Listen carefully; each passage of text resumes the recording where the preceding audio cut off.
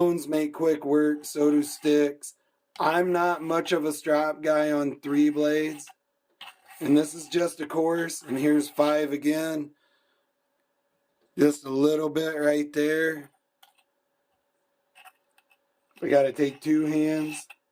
And guys, I'm not telling you how to sharpen, but most people are going to grab that. The safest thing to use is that guide, but don't put your hands where you wouldn't put your pee-pee. So use common sense. I'm holding safely on that. Most of you guys are going to be doing that. I get it.